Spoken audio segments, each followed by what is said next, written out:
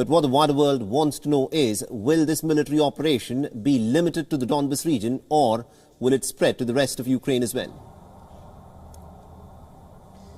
Well, you say this is the moment of truth, but I have to tell you, here in the Russian capital, things feel pretty normal, pretty quiet. There are people walking along the streets, going to metro stations, on their way to work, despite the fact that their president has just made that extraordinary speech in the early hours of the morning local time here in Moscow, saying that he is launching a special military operation, that justice and truth are on the Russian side as far as he's concerned, that this is about the denazification of Ukraine, a claim he made without any evidence whatsoever. And he said that there will inevitably be clashes between Ukrainian forces and Russian forces now going into that part of eastern Ukraine.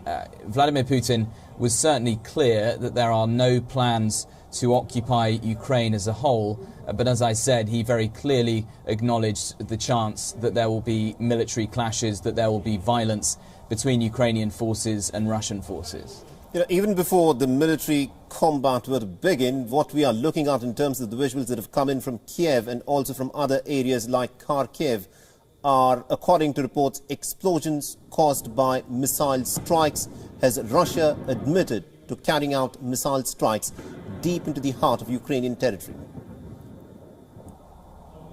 The Russian military has not confirmed that they have carried out any missile strikes, but as you say, we are getting reports from right across Ukraine, different parts of the country, most significantly in Kiev, the capital, but also in the east of the country, in the south.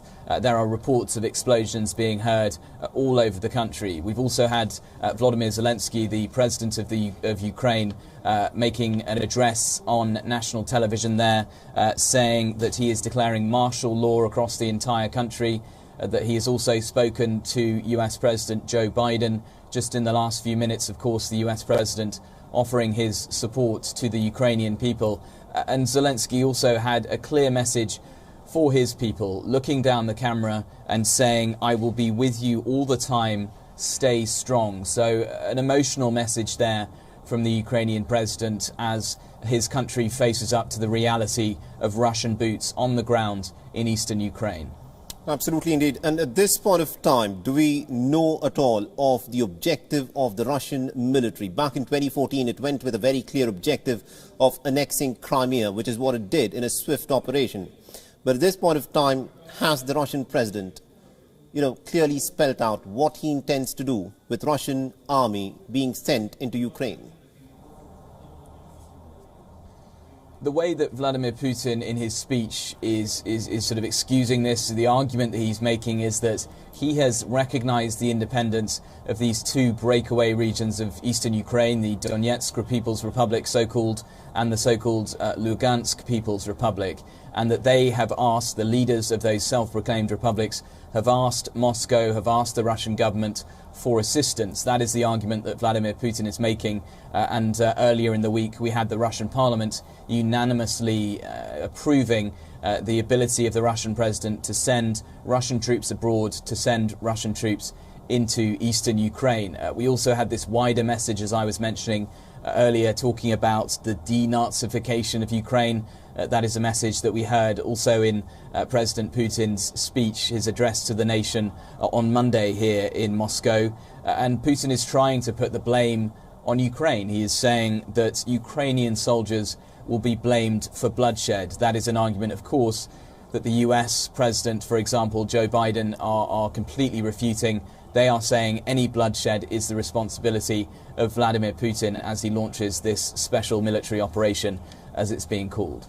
And also, the West has said that it will slap Russia with heavy financial sanctions. Is Vladimir Putin willing to take the pain of the financial sanctions that are coming towards the Russians?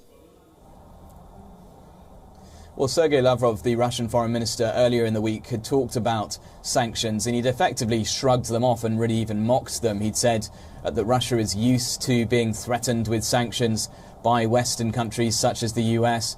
He said that they had been expecting exactly which sanctions would be coming down the pipeline. There has been this so-called project of Fortress Russia, this idea that Russia has been building up its cash reserves. It's been diversifying away from US dollars into gold and other currencies around the world to try and insulate its economy against Western sanctions. But now that Russian boots are going to be on the ground, if we see direct clashes between Ukrainian forces and Russian forces, there is very little doubt that even tougher sanctions are going to be coming down the pipeline from the US, the UK, from the European Union, all sorts of Western allies. Right. They've already shown some coordinated action, and there will be more to come. Absolutely indeed. Do continue to stay on with this, Giles Gibson.